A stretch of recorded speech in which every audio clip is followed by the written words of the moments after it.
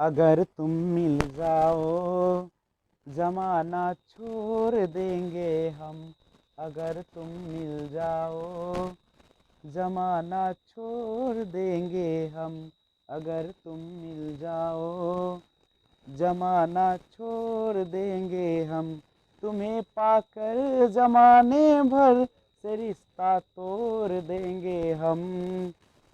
अगर तुम मिल जाओ जमाना छोड़ देंगे हम। बिना तेरे कोई दिलकश नजारा हम न देखेंगे।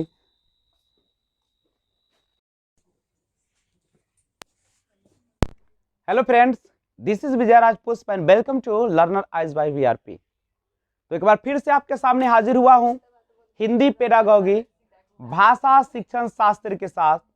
और जैसा कि आपको पता है कि हिंदी पेडागॉजी 15 नंबर के आपको पूछे जाते हैं और उस 15 में से फिर आगे 15 जो होते हैं, टोटल 30 नंबर का होता है सीटेट में। 15 नंबर जो कि आपका सीन और अनसीन दो तरीके का पैसेज रहते नहीं। तो हम आपके लिए लेकर आए आज भाषा कौशल। देखिए भाषा क्या है, तो भाषा अपने विचारों को अभिव्यक्त करने का एक सशक्त माध्यम है और भाषा के माध्यम से हम एक दूसरे से जुड़ पाते हैं, अपनी बातों को कह पाते हैं और दूसरे की बातों को सुन पाते हैं। और कौशल क्या है? कौशल वह है जब हम किसी नए ज्ञान को सीखते हैं, नए चीजों को सीखते हैं, तो वो हमारा एक कौशल है नहीं। जैसे पढ़ाना भी एक कौशल ही है। अब भाषा जो कौशल होते हैं, जनरली भाषा के कौशल जनरली कितने होते हैं? 4 होते हैं, जिसे आप क्या कहते हैं? सुबोपली या LSRW।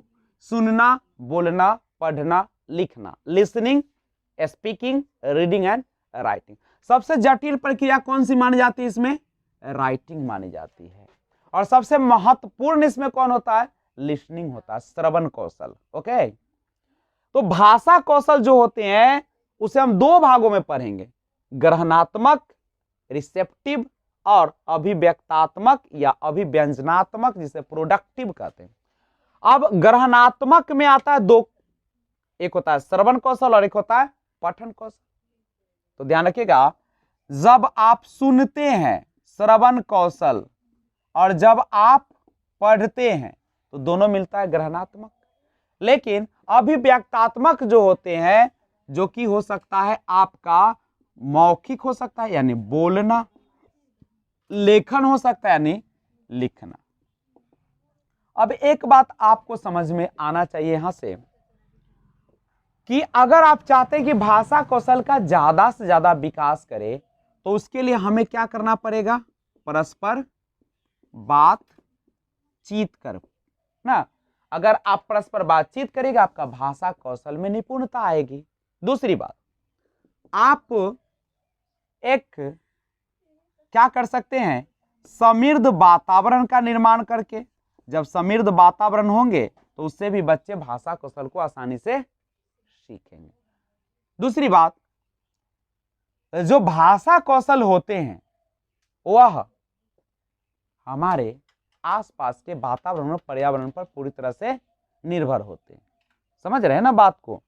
तो अगर चाहते हैं कि आपका भाषा कौशल अच्छा हो, तो आप अपने बच्चे को समूह में रखिए, हम उम्र साथियों के साथ रखिए और उसे खेलने का मौका दीजिए, उसे लोगों से मिलने जुलने का मौका दीजिए और उसे एक आप मोटिवेशन भी देते रहिए, अभिप्रेरणा भी देते रहिए, ताकि बच्चा उत्साह होकर ज्यादा से ज्यादा शब्दों का प्रयोग कर सके। तो भाषा कौशल देखने के लिए तो छोटा सा चैप्टर है, लेकिन सीटेट इससे काफी क्वेश्चन जो होती है वह डालती है नहीं। तो आइए कुछ बात को सुना जाए।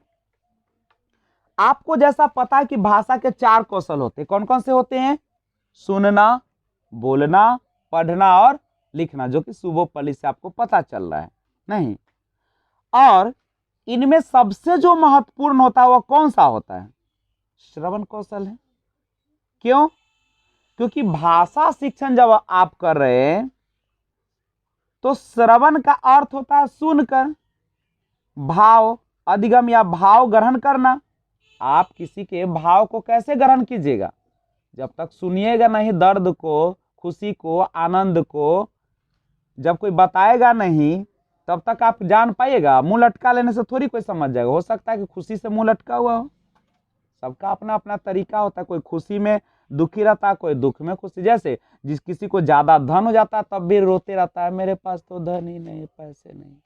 नहीं और किसी के पास न भी रहता तो खूब खर्चा करता, खूब पार्टियां देता है। तो ये तो अपना अपना बातें हैं।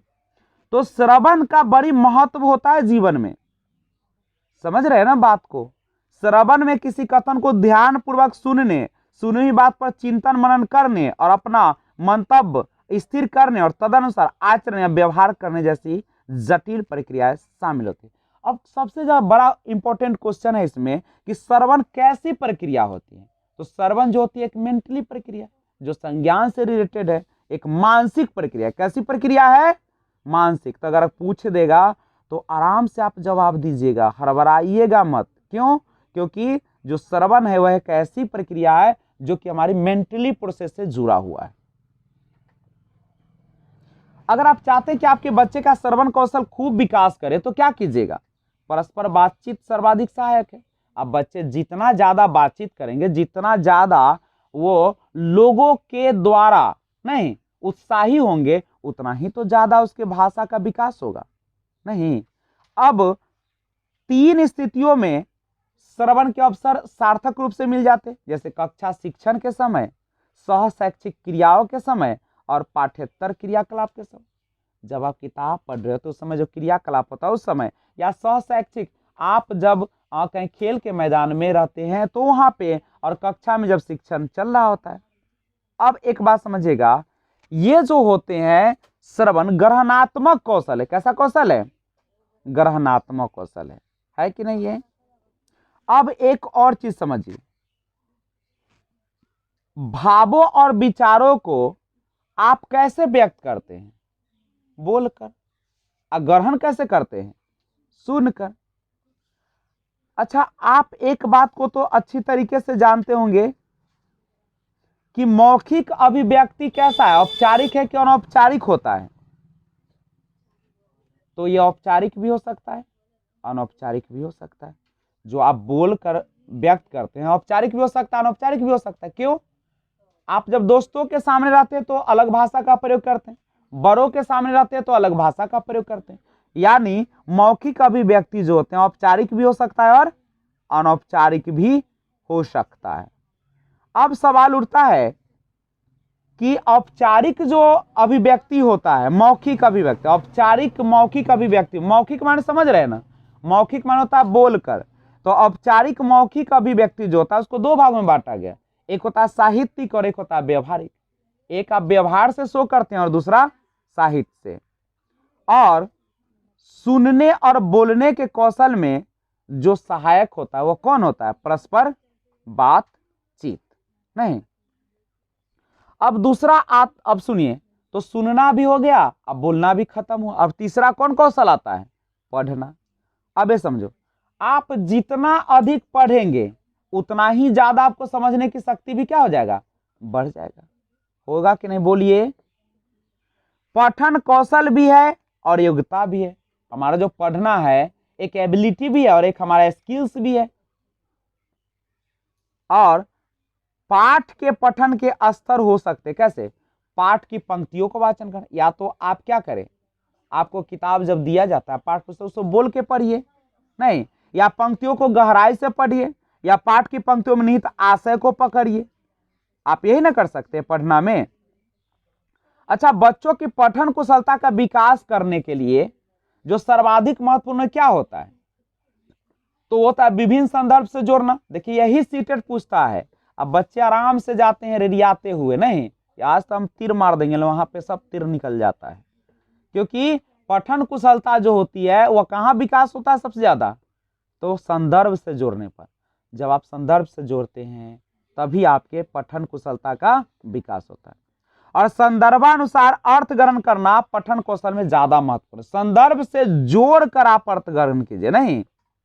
और सस्वर पठन तो जानते ही हैं। सस्वर पठन क्या होता है? शब्दों का उच्चारण करना, वाक्य का सब समूह विभाजन करना, प्रवाह आदि महत्वपूर्ण है।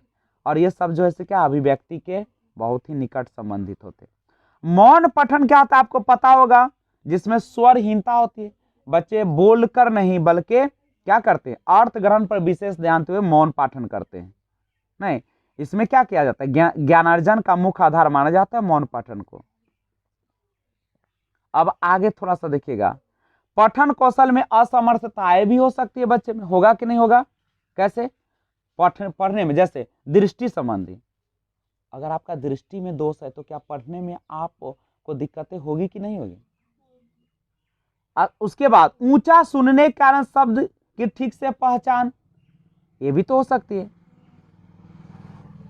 आप हो सकता है कि ऊंचा सुनते होंगे, तो जब शब्द को ठीक से पहचानते होंगे लेकिन सुनिएगा नहीं सही से, तो पढ़ने में भी क्या होगा, दिक्कत।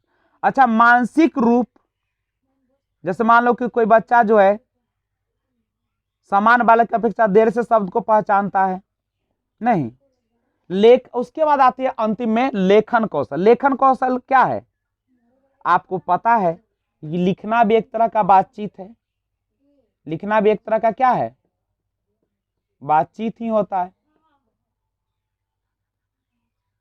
और सभी लेखन का अपना एक प्रतीक होता है, अपना एक लिपि होता है कि नहीं होता है, बिना लिपि का तो कोई भाषा नहीं है। अच्छा, लेखन कला का विकास करना है तो कैसे होगा, अभ्यास के माध्यम से होगा। अब कुछ आप परिभाषा को देख लीजिए, सुलेख किसे कहते हैं, सुंदर लेख को ही क्या कहते हैं, सुलेख। अनुलेख किसे कहते हैं, तो जब श्यामपट अथवा पुस्तक की सामग्री को ज्यों का त्यों देखकर लिख देते हैं तो उसी को अनुलेख कहा जाता है।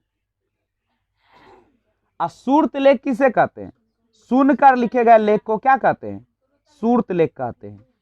समझ रहे हैं ना, भाषा के 4 कौशल होते हैं और हमने चारों कौशल को पूरा डिटेल में समझाने का प्रयास किया। और अगर आपके पास थोड़ा सा भी अभ्यास करने की क्षमता होगा तो आप आसानी से क्या कर लेंगे, भाषा को अर्जन कर लेंगे। ओके, तो सबसे बड़ी बात इसमें आई संदर्भ के अनुसार जोड़ना, नहीं, और आपसी बातचीत, परस्पर बातचीत, ये भाषा विकास का सशक्त माध्यम होता है। ठीक है, तो फिर मिलते हैं एक और वीडियो के साथ, तब तक टेक केयर। और जाने से पहले एक और बात याद रखिए, आप अगर नए व्यूअर्स हैं तो इस चैनल को सब्सक्राइब करके ही जाइएगा, ठीक है, क्योंकि आपकी सफलता ही मेरी सफलता है, दिस इज आवर मोटो। तो आप चैनल को सब्सक्राइब ही नहीं करें, बेल आइकन जो बगल में दिख रहा होगा घंटी, उसको ऑल पे प्रेस कर दीजिएगा ताकि वीडियो अपलोड करूं तो सबसे पहले आपको नोटिफिकेशन मिले। ओके, तो मिलते हैं एक और वीडियो के साथ, तब तक take care, be enjoy, thanks for watching, जय हिंद, जय भारत।